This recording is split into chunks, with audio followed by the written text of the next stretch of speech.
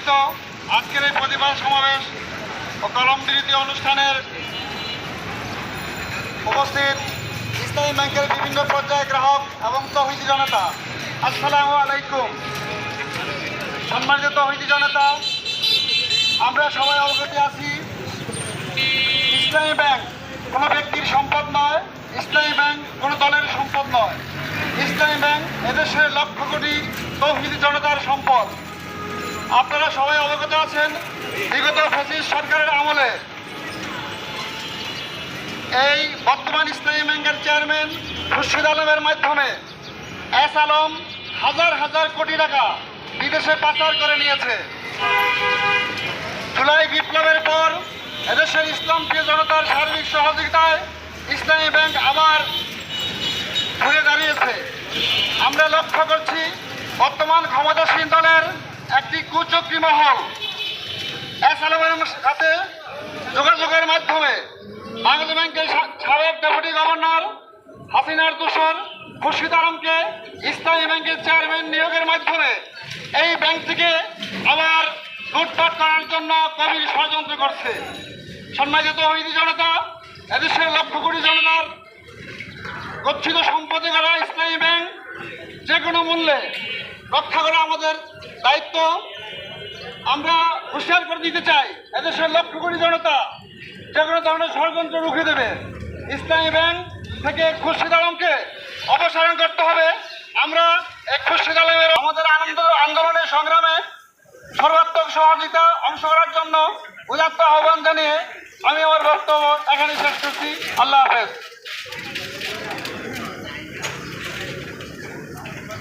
সম্মানিত তৌহিদি জনতা, আপনারা জানেন 2017 সালে 5 জানুয়ারি প্রথম আলো একটা রিপোর্ট করেছিল।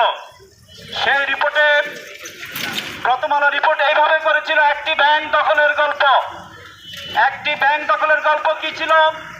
এস আলম এবং তার দোসর তৎকালীন শেখ হাসিনার মনোনীত ডিজিএফআই এর মাধ্যমে ইসলামী ব্যাংকে একদিনে তারা দখল করেছিল।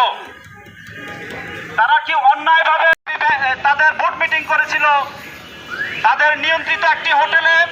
সেই হোটেলে তারা একদিনের ব্যবধানেই এই বাংলাদেশ ব্যাংকের ডেপুটি গভর্নর খুরশিদ আলমকে তারা নিয়োগ দিয়েছিল এবং রাতে বোর্ড মিটিং করে তারা এই খুরশিদ আলমকে নিয়োগ দিয়েছিল, যেটা সম্পূর্ণ ব্যাংকিং আইন অনুযায়ী সম্পূর্ণ অন্যায় এবং অবৈধ।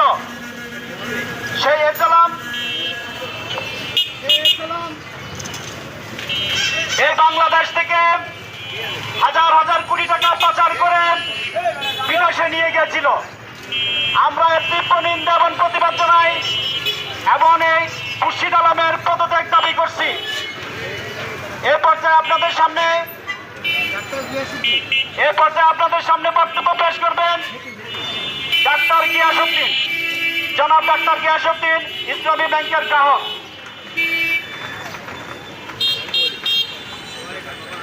আসসালামু আলাইকুম ওয়া রাহমাতুল্লাহি ওয়া বারাকাতুহু। ইসলামী ব্যাংকের গ্রাহক ফোরাম কর্তৃক আয়োজিত আজকে 2 ঘন্টার কর্মবিরতি অনুষ্ঠানে উপস্থিত সকলকে ধন্যবাদ জানাচ্ছি। এই ইসলামী ব্যাংক দক্ষিণ পূর্ব এশিয়া তথা সারা বিশ্বের এক অন্যতম ব্যাংক এবং গত দীর্ঘদিন যাবৎ আমাদের আমানতের কারণে এই ব্যাংক তিলে তিলে সারা বিশ্বে সুনাম অর্জন করেছে।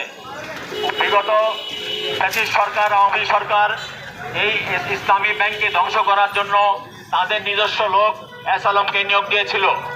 তারা সেই এস আলম লক্ষ কোটি টাকা এই দেশ থেকে বিদেশে পাচার করে এই ব্যাংকটাকে এবং ইসলামী ব্যাংকের সুনামকে ধ্বংস করতে চেয়েছিল এবং ধ্বংস করেও দিয়েছিল প্রায়।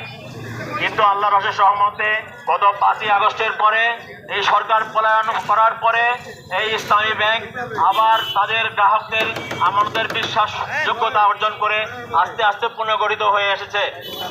এখন এই সরকার এবং ভারতের সেবাদাস বা দেশদ্রোহী যারা আছে তারা মিলে এই ইসলামী ব্যাংককে আবার ধ্বংস করার জন্য সেই এস আলমের লোককে আবার এই ব্যাংকের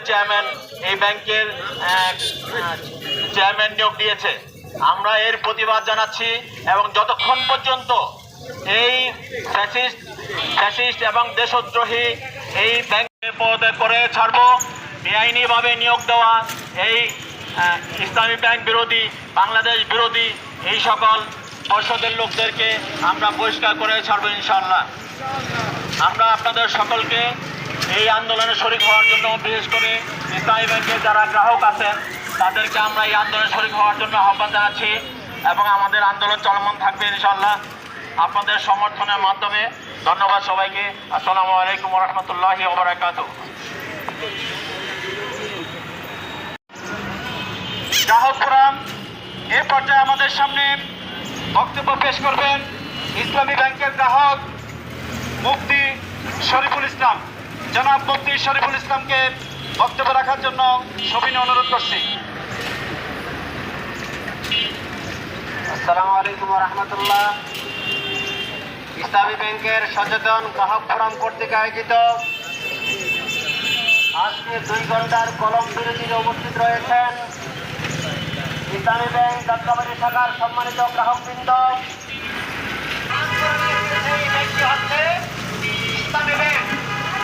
আপনারা জানেন বিগত ফ্যাসিবাদের আমলে স্বৈরশাসক শেখ হাসিনা এক আলোককে বসায়া ইসলামী ব্যাংক থেকে লক্ষ লক্ষ কোটি টাকা বিদেশে পাচার করেছে। এই নতুন সরকার আরেকজন আলোককে বসায়া ইসলামী ব্যাংককে দেউলিয়া করার জন্য আরেকটি ষড়যন্ত্রে লিপ্ত হয়েছে। সচেতন গ্রাহকরা বেঁচে থাকতে কোনো আলোককে ইসলামী ব্যাংক থেকে আর একটি টাকাও লুট করতে দেওয়া হবে না। সম্মানিত গ্রাহকবৃন্দ, আমাদের কষ্টের টাকা, আমাদের ঘামের টাকা আমরা ইসলামী ব্যাংকের আগেই মনে করে ইসলামী ব্যাংক তারা ইসলামের মাধ্যমে জনগণের টাকাকে শতভাগ নিশ্চয়তা দেবে। চোর সেই আলমের জায়গাতে যাকে বসানো হয়েছে সেই খুরশিদ আলম হচ্ছে আরেকটা চোর, ঠিক কিনা? তার একটা প্রমাণ দেখেন। বর্তমান যে চেয়ারম্যান খুরশিদ আলম 5 আগস্টের পরে সে ফেসিবাদের দোষরদের সাথে সেও ব্যাংক থেকে পালাইছে। এই খুরশিদ আলম তার স্ত্রীকে সে লোন দিয়েছে, গিফট লোন দিয়েছে 3 কোটি টাকা। আপনারা বলেন তো, একজন ব্যাংকের চেয়ারম্যান যদি তার ওয়াইফকে গিফট করার জন্য লোন দেয় 3 কোটি টাকা, তাইলে সুযোগ পাইলে সেই চেয়ারম্যান 3 কোটি না বরং 30,000 কোটি টাকা নিয়ে যাবে, ঠিক কিনা? আমরা জানতে চাই, আপনার ওয়াইফকে যে আপনি 3 কোটি টাকা গিফট লোন দিয়েছেন, আপনার ওয়াইফ কি একটা টাকাও সেই টাকা ফেরত দিয়েছে রাষ্ট্রকে? যারা জনগণের টাকা লোনের নামে হাজার হাজার কোটি টাকা ফাইন করে লোনের নামে নিয়ে যায়, বিদেশে পাচার করে, এরা দেশপ্রেমিক নয়, এরা দেশপ্রেমের পরিচয় দিয়ে দেশের জনগণের